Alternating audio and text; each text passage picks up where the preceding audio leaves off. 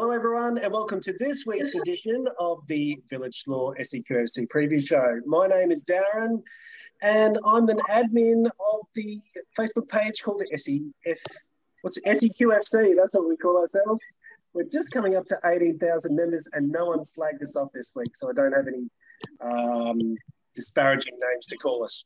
All right, so we've only got Spencer with us this week as a so-called expert. G'day, Spencer. Hi, Darren. How's it going? Been a while. Good to have you back, mate, after a few weeks in exile. No, Thursdays don't work for me. I work with training myself, so no, Wednesdays definitely do work better. Good stuff. Good to have you back.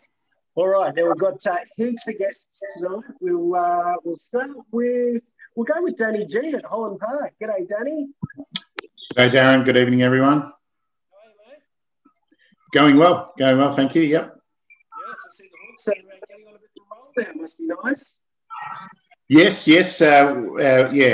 Winning some games and a good start to the season. So hopefully that continues.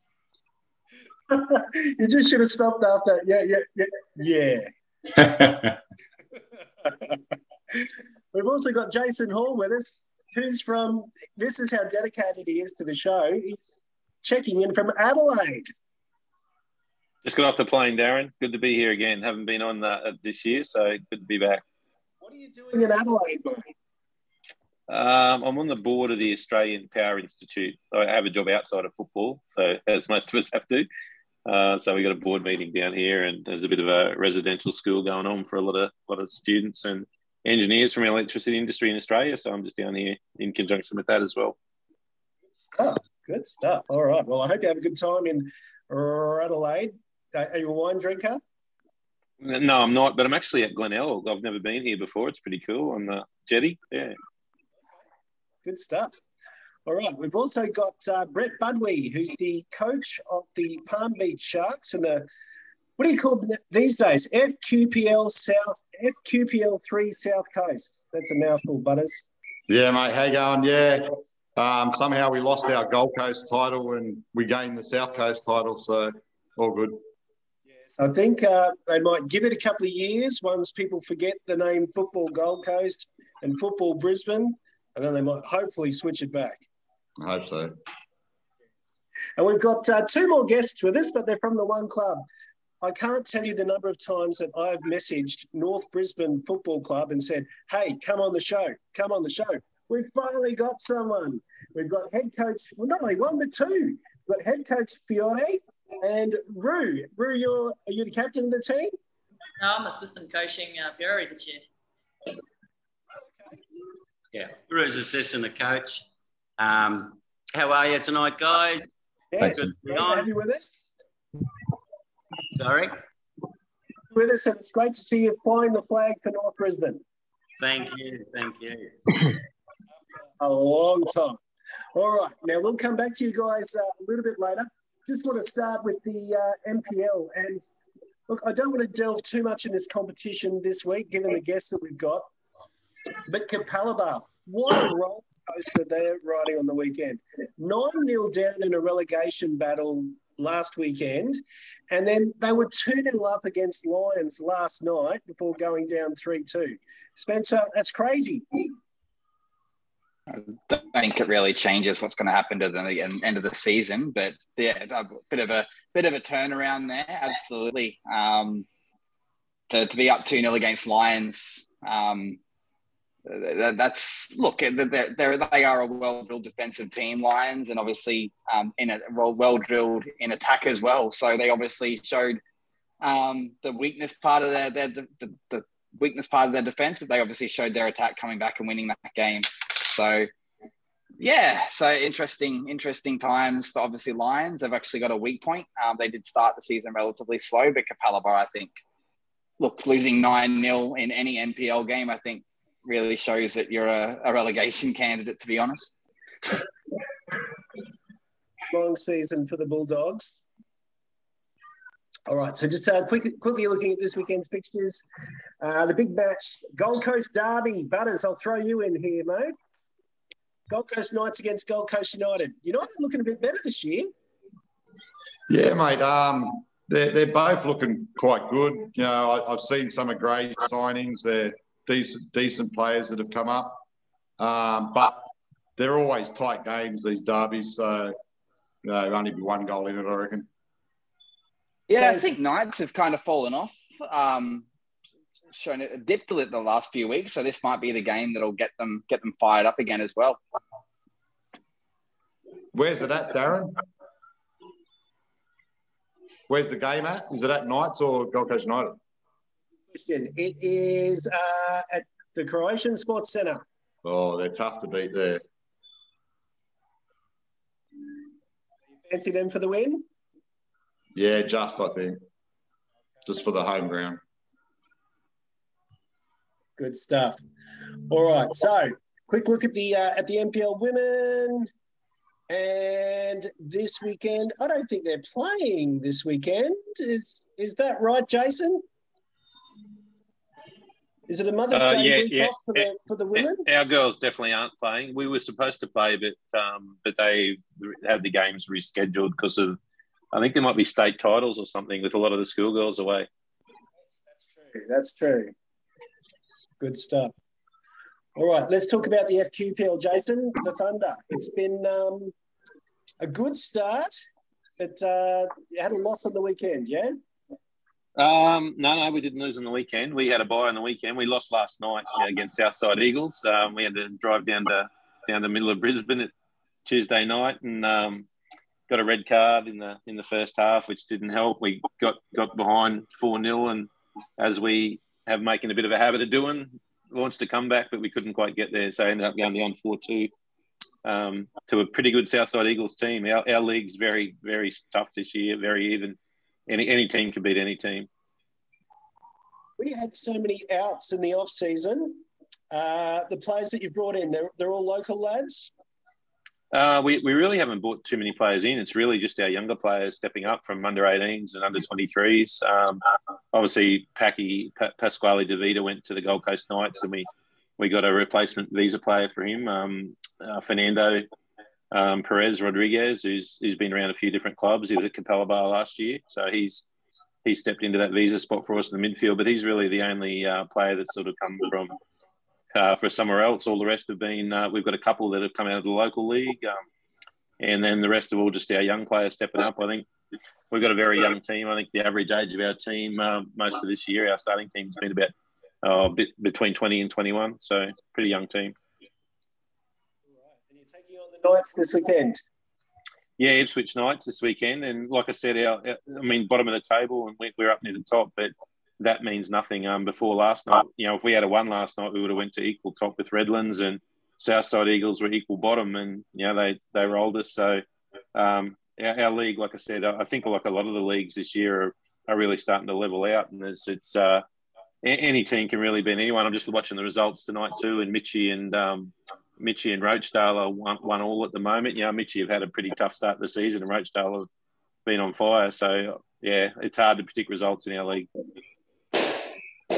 do you make of Redlands start this year? Yeah, they're a good team. They're a good structured team. Obviously, Graham Harvey coaching them. He's got a lot of experience.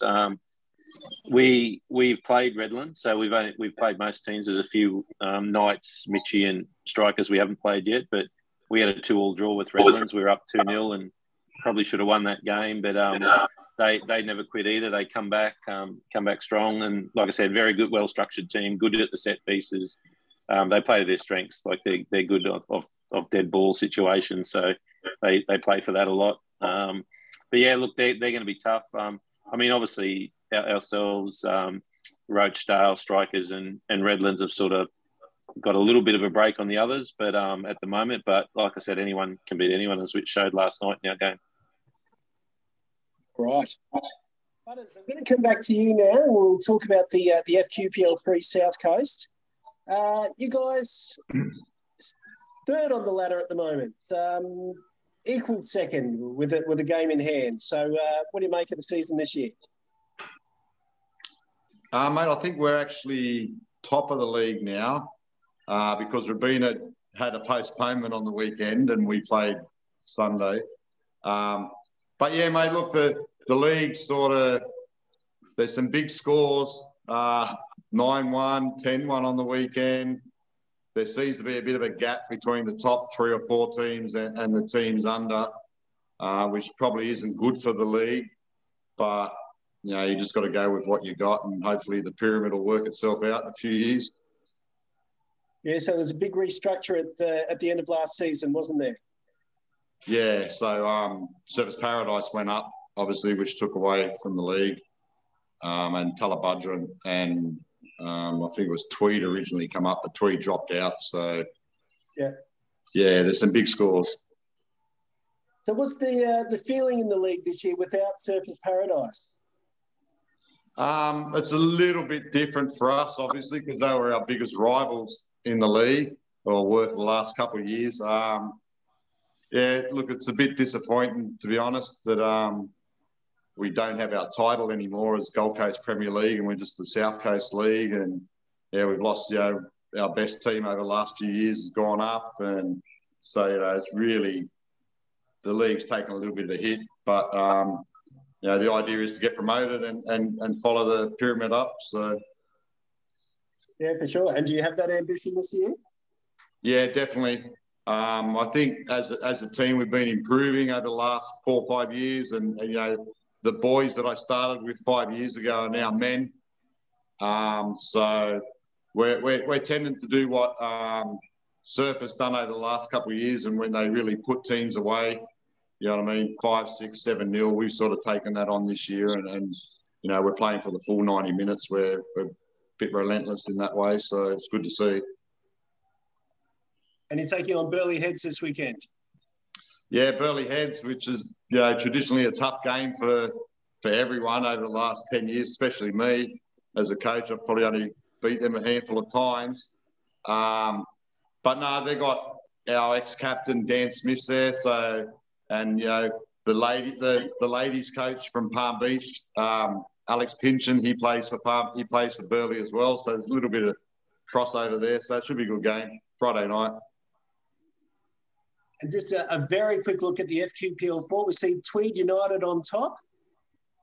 Yeah, I haven't been following too much of that league. A friend of mine, Mark Boland, coaches down in Wollongbar, so I watch his results. But, yeah, it's not been the strongest league. But, yeah, I think Tweed will probably get promoted out of that one this year. And, yeah, Wollongbar are in the competition now. That wasn't the case last year, was it? No, they're back first time for... I don't know how many years, must be 4 or 5 years, but traditionally they were always strong. And, you know, back in the old Tweed Valley Kings days, they used to have a combined team down there at Benora Point and Tweed Heads. But, you know, great people down at the Wollongbar, nice club there and always good to visit. But, yeah, hopefully we don't go visit too often in the next couple of years. Good stuff. All right, let's bring Fiore and Rue into the conversation now.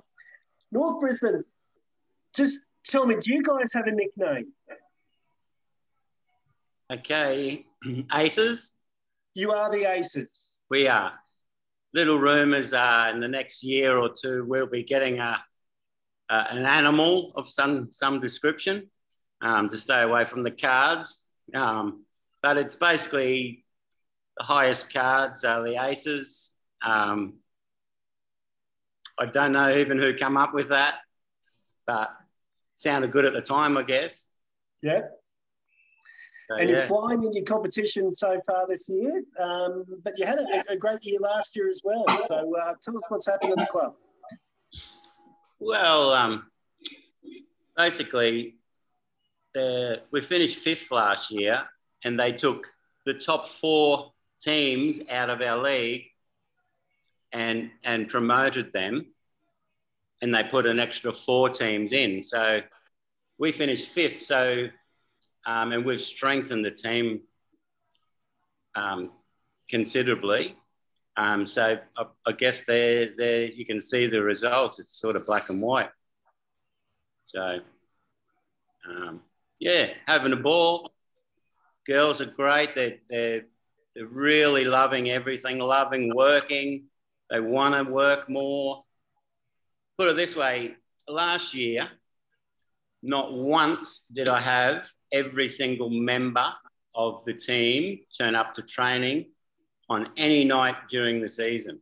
This year, I've already had it about 7 times. So you can just tell they really want something out of the season, and I really hope that they get it. I had Rue come along this year. She's done an injury. She should be back soon, but she's great. She helps out. She's it's always good to have a lady around with the ladies. If anything sort of they don't want to talk to me about, Rui's there. But yeah, it's been great so far. And I noticed Rue comes all the way from the Sunshine Coast, so she's pretty committed and loves the club. So yeah, no, it's probably, I was looking for a club with a lot of support for their women's program. So when I talked to Fiore and Greg, they sort of show that the club's quite committed and is willing to put the support behind their women's program. So that was really good to see. And as Fiore said, this is probably one of the most coachable group of girls I've ever seen. So everyone's keen to learn something. Yeah, it makes a difference, as all you coaches know. If it's if it's rolling well, it's quite an easy job. Last year I worked my ass off, and a few injuries and whatnot. It just happens that way. This year I don't seem to be working. It's the girls; they're doing it. I mean, we did have a few come over that we like to say fell out of a tree. But, and they've been, I've got a striker here that scored, what she got? 19 goals in 4 games. She was at the beginning of the season running around in our Div 3 and 4 comp. And I went down and watched, and who the hell's that? And approached her, what are you doing here? Oh, I just want to run. Well, would you like to come up? Yeah. And she's a machine now. So I got 2 of them in the army too, which is good. They like to keep fit, and so yeah, it's a long season, as you know, but at the moment, can't complain. Yeah, looking at a for and against of 34-1, I think things are going okay. Yeah, 40-1. Oh, it's 40-1 now. 40-1, and Slacks Creek left the competition, and we touched them up 12-1. So we got them taken off us. So yeah, it like the Sharks. Is that the Sharks guy? Surfers Paradise guy? What's like Sharks there? Sharks guy. The what? The Sharks guy. Yeah. Yeah, it's a long season, so take what you can. Hope the injuries don't come about, and I think we should go all right. And you're taking on Ipswich City Bulls this weekend. 2 seasons ago, I'd have said you've got no chance. And then, of course, last season they pulled out of the competition. They've managed to get a team back together again. Yeah, surprising. They're doing pretty well. I think they're sitting 3rd on 9 points from the 5 games. They beat Caboolture the first game, which was apparently supposed to be the favourites.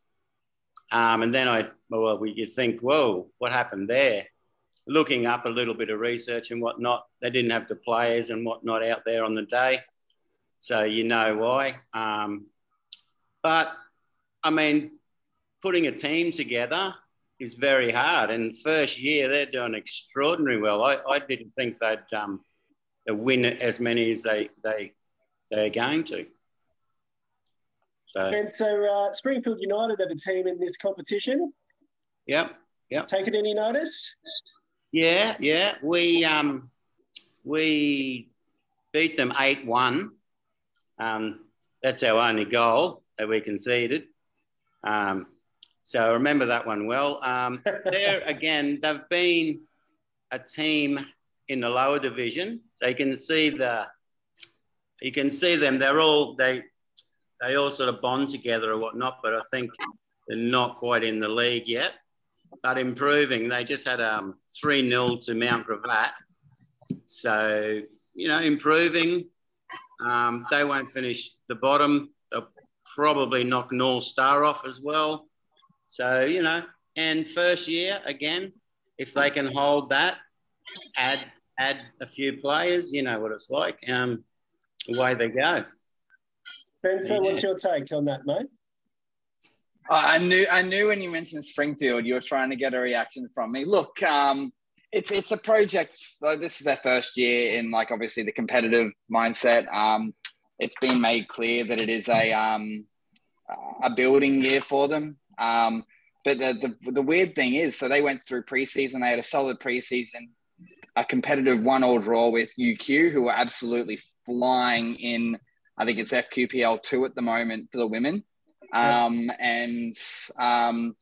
They actually beat Ipswich City Bulls, the same team, might have been the same team, 6-0 in a preseason game as well. So there's obviously potential there for our girls team. But again, work in progress this year.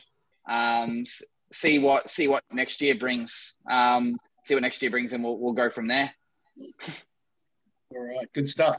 Now, before we get to all the Metro North and South competitions, Spencer, I have 2 bits of gossip for everyone. Logan City women's coach, Tom Kenny, has... Did I say Logan City? Logan Lightning coach, Tom Kenny, has left the club, and Nick is back. He can't stay away. Nick is back coaching at Logan again. So is this their men's? Nick, I think it's only on an interim basis. So there could be a new appointment coming up there. Is this their men's?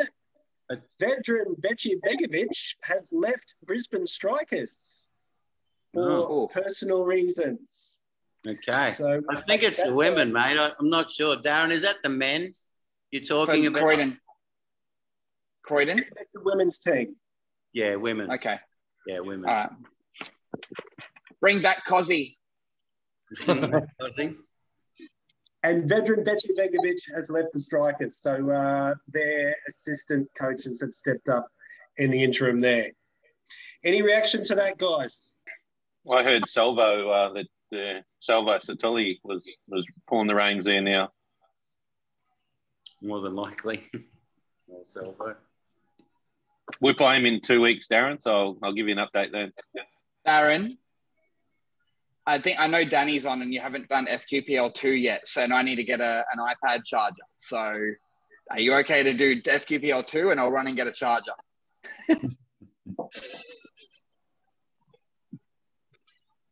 Danny, how you going, mate? Holland Park, you're off to a good start this season. Must be nice to be winning games again. Yeah, it is. Obviously, it's always, we all enjoy the game and our involvement in it, but it's always a lot more fun when you're winning, that's for sure. But, it's been a good start. It's a really competitive league. It's a league that's full of goals, which seems to be what it's known for and was known for last season as well. So I dare say there'll be some coaches in our competition doing a fair bit of work on the defensive side of their teams' setups in training on a week-to-week basis. But, yeah, look, it's entertaining.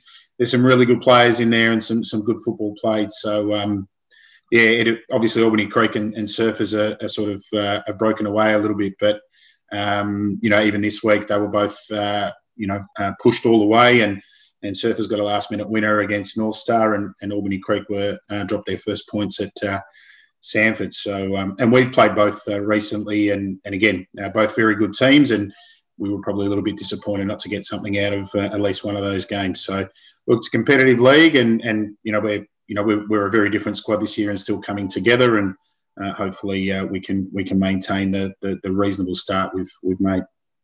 So what happened in the off-season, mate? Sorry, say that again.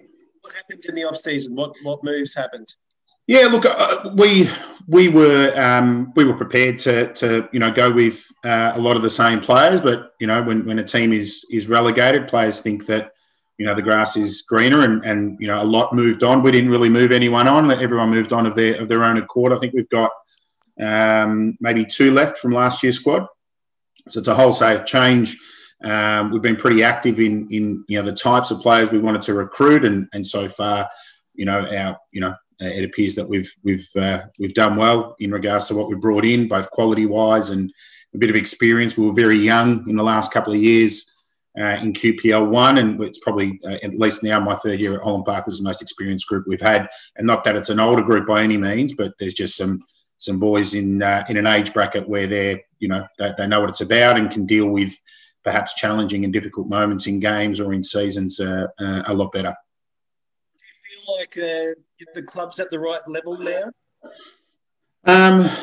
Look, in some ways, yes. We've had some feedback that has probably been relayed to us that we've probably got a stronger squad this year than we have had in previous years, which is interesting to hear. But look, I think, from on the pitch, I think the squad we've got is a good one. And if we manage to make our way back, I think if we can retain it, we'll be, again, QPR 1 is obviously very, very competitive.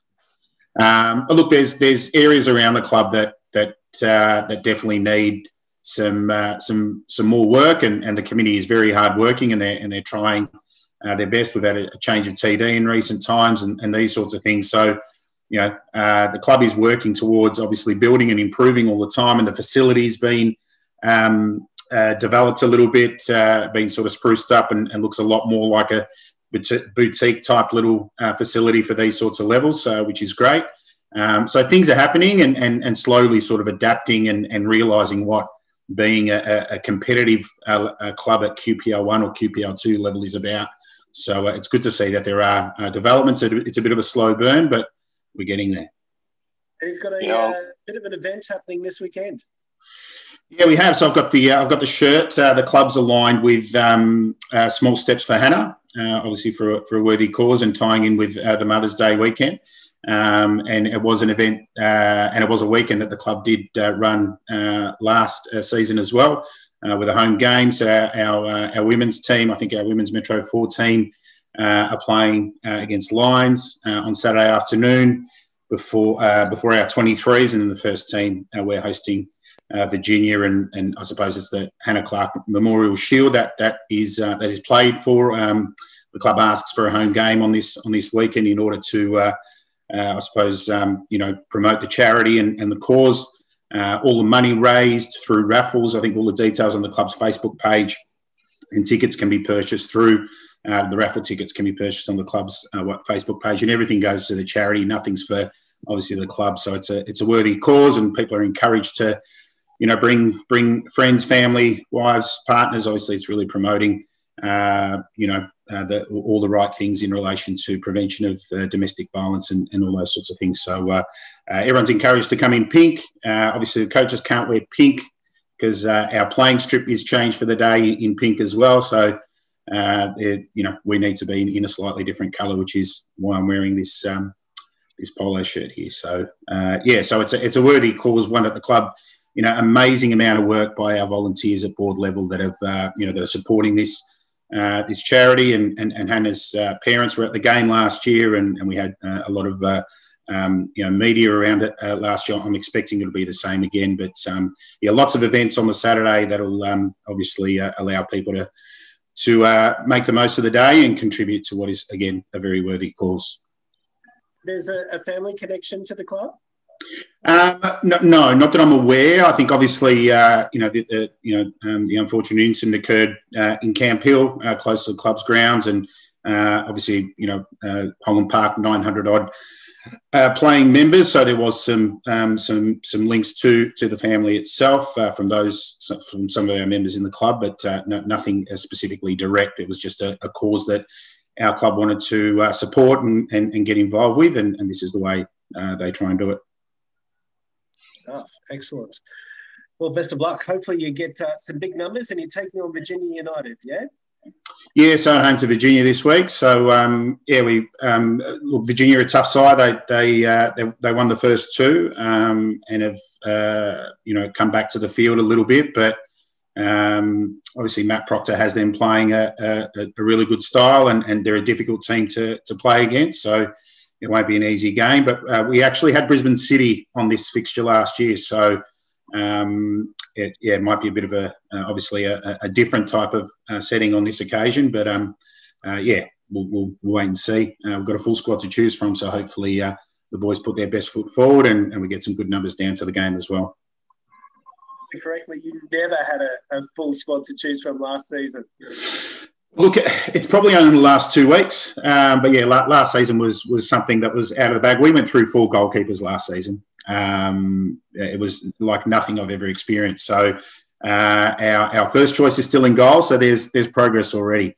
And I'm knocking on wood here so that so Tom is available week to week. But yeah, it was everything that could go wrong did go wrong in 2021, and the ledger seems to be evening a little bit this year for us. I'll throw over to Spencer. Can any of you other coaches beat four goalkeepers in a season? Well, probably 3 and a player that I've used as a goalkeeper, maybe. But unbelievable. That's incredible. 3. So, before I go, guys, so we're just at our training session and everyone's finishing up outside and whatnot. So if you don't mind, me and Rue are going to get out of here.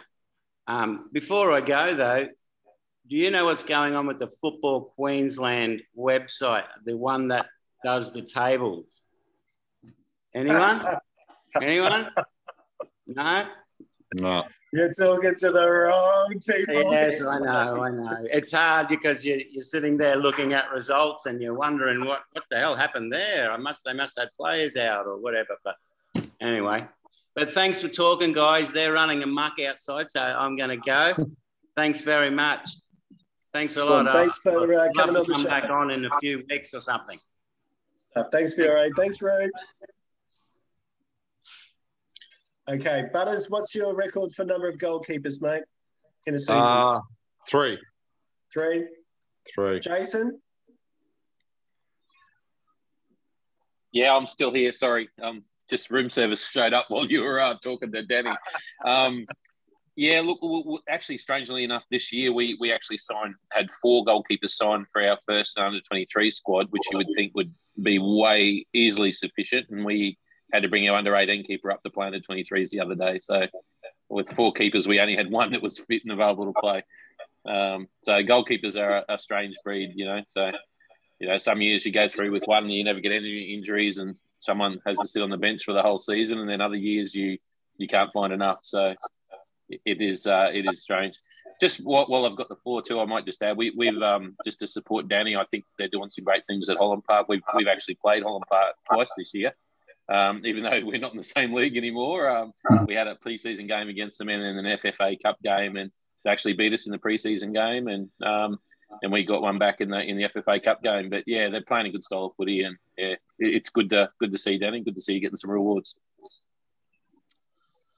Yeah, thanks, Jace. You sort of it's been a tough couple of years results-wise, but like I said, this group is stepping up. It's a new group and it's come together really well, and yeah, hopefully, like I said, it continues. But there's a long way to go. And interestingly, obviously, our competition, people talk about the top 2, but my understanding is that the top 3 will be promoted, and the 4th team goes into a playoff against the second bottom from QPL 1. So I'm not sure if that's been well known. It might be one of those things that snuck into the rules of competition again that maybe people aren't familiar with, but that's what we've been advised. So there's lots to play for in QPL 2 and no doubt obviously in QPL 1 at both ends of the table. So I think people are talking about the pyramid evening out. I think at these sorts of levels it has, and it is at the moment. You can see that with the results, and no doubt some other leagues have suffered as a result. And obviously Brett's talking about the impact on the Gold Coast League and the differences. And I'm not surprised there's differences because we played Broadbeach as our last game after the floods. So our last preparation game, because obviously there was a delay to the season, and they were outstanding, I thought, and really expected them to obviously push Brett at Palm Beach in relation to the top spot in that competition. And obviously the depth of players and the league sorting themselves out might take another year or 2 at those levels. But I think at the higher end in these FQPL comps and the MPL itself, obviously we can see a lot more competitive score lines and games. Funny thing is, Danny, just on that, I helped arrange that game between yous and you did. Broadbeach. And I don't think Graham was too happy with me afterwards because it was a bit of a kick fest, I heard. But good hit out for you guys. But, yeah, just a bit of gossip on FQPL 2 down here on the Gold Coast is that I can't name names or clubs, but apparently one of the Gold Coast clubs is going to have a new coach by the end of the week. So that's the one on the street at Labrador. But, yeah, that's the word on the street is that one of the three are going to have a new coach by the weekend. All right. Geez, we're pulling out the bombs, dropping bombs. Well, one of them had a good win. One of them had a good win last night. Magic are doing really well. They're everyone's talking about Surfers and Albany Creek, but Magic are the only other undefeated team. So, yeah. I watched that game. Actually, I called in on the way home from training and watched the second half. It was a bit muddy, but yeah, Magic just wore them down. But in saying that, the other team had a lot of opportunities, so it could have been a bit closer, I think. I'm gonna say the name. I'm gonna assume it's Kumara. I can't see, as nice as he seems, I just can't see Henrique as a coach style kind of guy. Like I can't see him being the angry style coach. So, and I could be wrong. It could be Surfers, it could be Magic, but look, that Kumara is failing at an FQPL 2 level and an FQPL 4 South Coast level. So there needs to be an overhaul somewhere in that space. But I said it. I hope I'm right. Yeah, well, they ended up... 2 taps for no, Brett. What's that, mate? 1 tap for yes, 2 taps for no. 2 taps. Kumara, I think, have sort of set on a bit of a 2 or 3 year plan. They've got Gary Scott, who was at Nerang previously. They brought him up to Kumara, so I think they're hoping to, develop some younger players over the next couple of years. But yeah, they've been a little bit disappointing since they've been up. They're very unlucky at Albany Creek. I thought the week before they were 2 up and 3-2, pegged back to 2 each, 3-2. They got a very, very soft penalty awarded against them that turned the game to Albany Creek. So they really they have been competitive. In a couple of games they've dropped away, but in a couple of games they've they're a bit inconsistent, and I think they look like quite a young team. But there's a boy up front that scored probably 2 contenders for goal of the year already. I can't recall his name right now, but they look okay going forward. But like I said, a lot of the teams in our competition seem to struggle at the back. So I expect they'll pick up some points in the weeks to come. But is it enough to stay out of the bottom 2? Time will tell. Spencer, I'm going to throw the floor to you, mate. Bring us up to date with everything that's happening in the Brisbane Metro North and South competitions. Everything. Really throwing me in the deep end now. So I'll start with FQPL 3 men. So look, it's been I don't think there's any surprises. Like last year, you got a top half of that's up to scratch. Bayside, probably the exception to that. But St. George and Lakes fully expect them. Toowong's probably a bit of a surprise. But I expect Bayside to come along in the next few weeks themselves. Moving on to FQPL 4.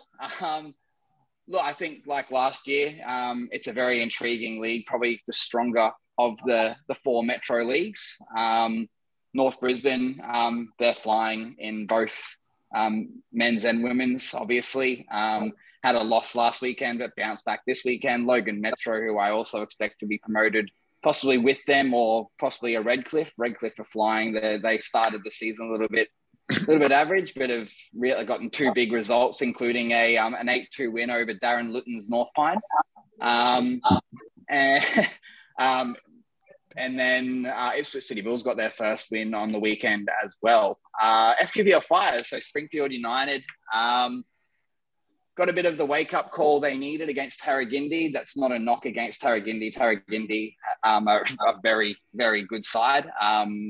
Meacock's got a good system there, and he's got Lepeti and the 2 Walpole brothers as well. So 2 very solid players that have come from a very good level, obviously through the Lions and Rochdale systems. Springfield have Brighton this week, so that'll be a big test for them as well. So it'll be interesting to see how the boys react to that. In FQPL 6, this is a mouthful.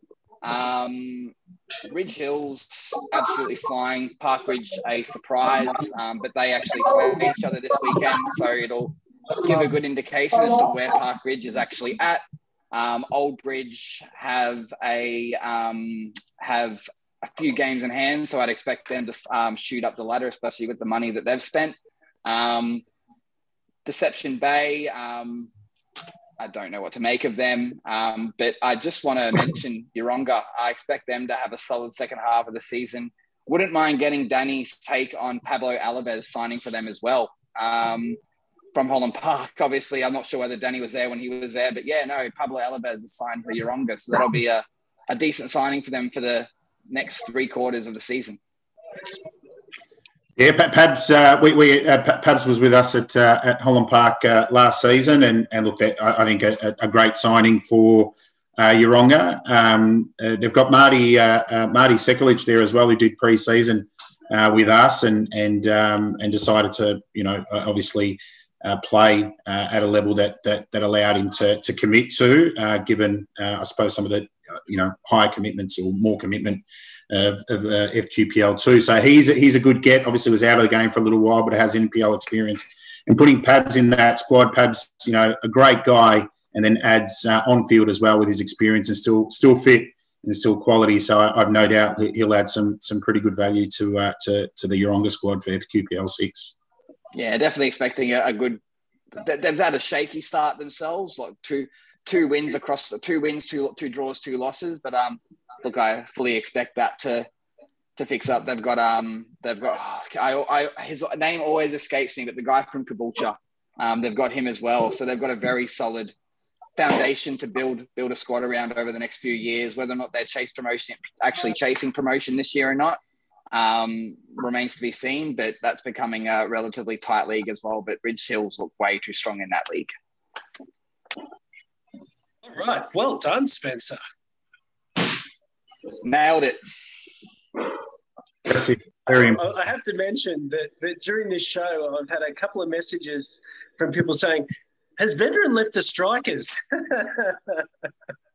So the word is out there tonight. So it came up in the community show chat, and Tony asked, and then I tagged Veteran, and I don't think he's seen it yet, but and then I confirmed that you've mentioned it on the show. So I imagine that there'll be a bit of a fallout to that over the coming days. Yeah, definitely. Hopefully, I don't know why some clubs feel that they can only share the good news. If a coach leaves, just do a little announcement. Just do us all a favour and let us know. They'll probably on that, Rex, you're doing 100 games at Palm Beach this weekend. Is this your century? Is that right? Yeah, this Friday night. Congratulations, 100, mate. Cheers, mate. I probably would have preferred if it was recognised after the fact, but I'm happy for it to be promotion to promote the game itself. But yeah, look, it was something that I never achieved as a player. I think I played 80 odd games for Marconi or whatever, but in the state league and that. But it was an ambition of mine when I signed at Palm Beach, was to stay here for longer than shorter, and so it's something I'm pretty proud of. One thing that you need to do is give credit to the person that kept that stat. Myself. Look,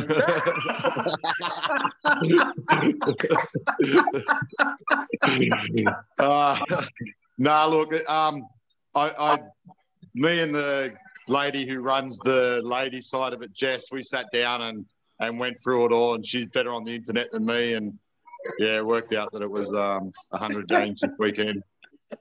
So,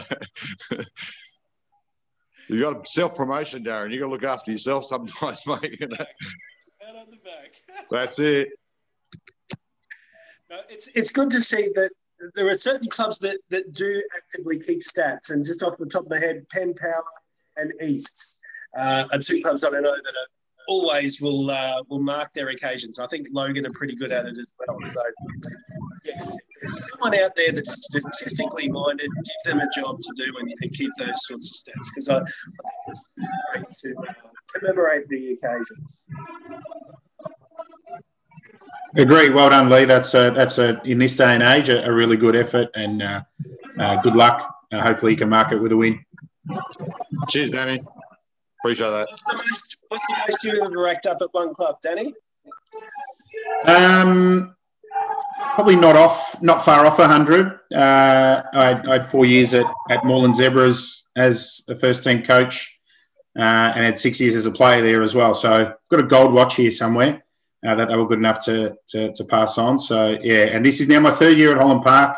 I'm not sure. I might be pushing longer serving coach there as well, but we'll see. I'll have to. I think if anyone knows Tim de Groot, he's the stats man for Holland Park history. So I'll have to ask him what my game count is, and we're way up against some of those. Actually, my team manager Steve Gibbo Gibbs, he's the other that might know. He recalls games from 2015, but forgets to put the scorers in the team sheet. People asked about FQ and how those how the website's updated. It's reliant on sometimes team managers putting the right details in, and we have a laugh about that most weeks. So it's a shout out to Gibbo. Now, whilst we've got you two on the show, I just want to bring this point up. I was just sort of thinking earlier tonight about the number of local players that have made it, that have progressed to the national teams and the senior sides and the junior rep teams. Brett, I know that Palm Beach have had a few recently that have made the under-23 squads. Yeah, Jay Rich, who's signed for Crystal Palace. Kai Rolls actually is one of our juniors who he's in the squad for the full Socceroo game, the World Cup qualifier a couple of weeks ago. Mitch Nichols, obviously. Yeah, so there's a proud tradition there. How do you guys think? How do you think we're tracking? Are we off the ball? Is it the pathway that you need to start here? You need to go to Sydney or go to Melbourne to make your way in the game through the A-League? I think Luke Bratton's been very unlucky not to be capped. Just throwing it out there, I think Luke Bratton's one that would be that's very unlucky not to have been capped, but he's gone on to make a good career himself. Obviously he's on the later age, and obviously what you might be pointing on, because I think he's around my age. But he would be one that would be very unlucky that hasn't. I don't know if he has. He might have made one or two off the bench or something, but he'd be one that I think could count himself unlucky not to be a regular in the squad, to be honest. Darren, I think the pathways are diminished over the years. Like back in the day when I grew up in Sydney, we had probably 12, 14 NSL clubs you could go to once you finished under 16s if you were good enough. I know up here now, we have the one A-League team, Brisbane Raw. We have all the Mpl clubs and all the rest of it, but only one professional club. And there's definitely players playing in the NPL level, the top clubs, the Knights and all the rest of it, that could play professionally if they were given the right pathway. Austin Ludwig's a good example at Knights. He was the Australian under-14s captain. He was probably one of the best junior players I ever seen play. And I remember when he made the Australian 14s team, I thought this guy will go on to become, a professional here and overseas. And just the pathways weren't not enough pathways there, I suppose, or a little bit of politics might come into it. But, he's now playing for the Knights in the NPL where, like I say, when he was 14, you would have put your house on it that he would become a professional footballer. Okay. What are your thoughts, Danny? Yeah, look, I think that when it came in, the concept of the NPL made a lot of sense, what it is now, 8 or 10 years ago. And unfortunately for what, I think without, we could talk about it for hours, but I don't think it's delivered. I don't think it's given us the pathway for junior players to come in. I think Brett's comment about what the old NSL did do was that all those NSL clubs had their own youth teams, and there was a national youth competition, obviously southern and northern states, and they played off each year. So, you know, and then players were coming through. I mean, Sydney United and Melbourne Knights were prime examples of clubs that had won championships and built strong squads that then formed the foundations of Socceroos teams. South Melbourne, obviously, another. That where their best players came through their youth team, and we're not seeing that through the A League now. I mean, the A League, there isn't a youth league competition anymore. You know, obviously there's the teams are playing in the Mpl competitions, but for me, I almost feel like that the A League clubs are using have a youth team because they have to, and through that private ownership, it's a cost and almost an inconvenience for them to have that, rather than really looking to produce their own talent. There's a couple of clubs, I think, obviously Central Coast Mariners are one that sticks out, that are quite keen to develop their own. And obviously I'm really happy to see that they've made the finals this year with bringing some young boys in, but into their first team squad. So that's one example, but unfortunately it's few and far between, given, and I hate to think, and I don't want to be the one that says I was, back in the day it was better, but I just don't think it comes back to the NPL and what it was, designed for or brought in to give us, which is to develop our youth and having the best play against the best. And for whatever reason, and a lot of reasons, I think unfortunately we haven't got it right. And then it's flowing into the Socceroos and players playing at the highest levels in Europe and overseas. And yeah, we need to have a good look and see how we can fix it. The whole reason I'm asking you to is because I know that in your playing careers, you played with and against Socceroos. Yeah, for me, Darren, and I agree with Danny that we need pathways into Europe. If the top leagues, you remember when the Socceroos were doing really well, Lucas Neal, Tim Cahill, all the players, Brett Eminent, were playing in the Premier League. Now we struggle to count, how many. Well, I don't think we've got any in the Premier League at the moment. And a lot of it has to do with the visa restrictions that we have and our young players have when they go over there on trial or whatever. You've got to have an English grandparent or Irish grandparents or whatever. Until the federation or the government sort out some way where our best young players are able to go over there, not on a work visa or whatever, and just get that experience and maybe develop, like Tim Cahill originally went to Millwall when he first went to England and then slowly progressed through the ranks up Devon. And, I just think that the visa regulations and the restrictions on us, Australia, a Commonwealth nation, and we've got these tight visa restrictions where we can't get our best young players over there experiencing the best football, it's really affected us. Spencer, you got a thought on this?